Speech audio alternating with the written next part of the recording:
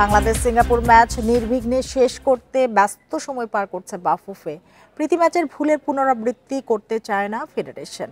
বাড়ানো হচ্ছে স্টেডিয়ামে প্রবেশের গেট সংখ্যা, নিরাপত্তার ব্যবস্থা করা হচ্ছে দ্বিগুণ। দর্শকদের স্টেডিয়ামে প্রবেশের জন্য 2 ঘন্টা সময় নির্ধারণ করেছে বাফুফে। বান্ডেল থাকলে প্রতি সেনমানিতে টাকা বাঁচবে। বিকাশ সেনমানি বান্ডেল কিনে জিতুন প্রতি লেনদেনে। ঈদের ছুটি, জাতীয় স্টেডিয়াম এলাকাও নীরব। বুধবার এই ভেন্যুতে এশিয়ান কাপ বাছাইয়ে বাংলাদেশ সিঙ্গাপুরের লড়াই। ম্যাচ ঘিরে ব্যস্ততা বাফুফে কর্তাদের। 4 তারিখে ফ্রেন্ডলি ম্যাচের যেই ভুলটা হয়েছে ওই ভুলটা যাতে আমরা 10 তারিখে না করি। বাংলাদেশ ভুটান প্রীতি ম্যাচের চাপ সামলাতেই হিমশিম খেতে হয়েছে। গেট ভেঙে দর্শকদের ঢুকে পড়া, পর্যাপ্ত নিরাপত্তার অভাবসহ নানা অব্যবস্থাপনা চোখে পড়েছে। এবারের ম্যাচ আরও বড়, তাই সর্বোচ্চ প্রস্তুতি নিতে তৎপর ফেডারেশন। 4 নম্বর 3 নম্বর গেটে 4টা করে গেট ছিল, এখন আমরা 8টা করে গেট ইউজ করতেছি। আমরা গেটের সংখ্যা বাড়াইছি, আর সিকিউরিটির সংখ্যাও 200 জায়গা আমরা 400-তে নিয়ে আসছি। আর আমরা একটু সামনের দিকে টিকিট চেকগুলা করতে চাই নিরাপত্তার জন্য।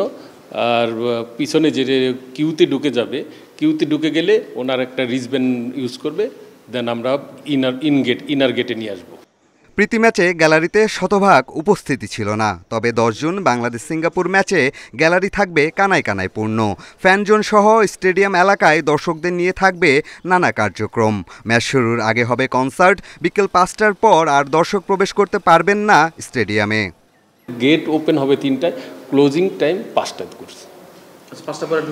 5টা পরে ঢোকার সুযোগ থাকবে না। তার এর জন্য বলতেছি দর্শক যেন আগে আইসা 2টার মধ্যে আইসা গেটে আইসা 3টা 5টার মধ্যে তারা স্টেডিয়ামে ঢুকে পড়ে। আমরা ন্যাচারালি যেইটা আমরা বলে আসছি সেই ফ্যানজোন আউটার স্টেডিয়ামে হচ্ছে। বাংলাদেশ সিঙ্গাপুর ম্যাচের আগের দিন সোয়াট টিম জাতীয় স্টেডিয়ামে মহড়া দিবে। পিয়াস সাহা, ইন্ডিপেন্ডেন্ট নিউজ, ঢাকা।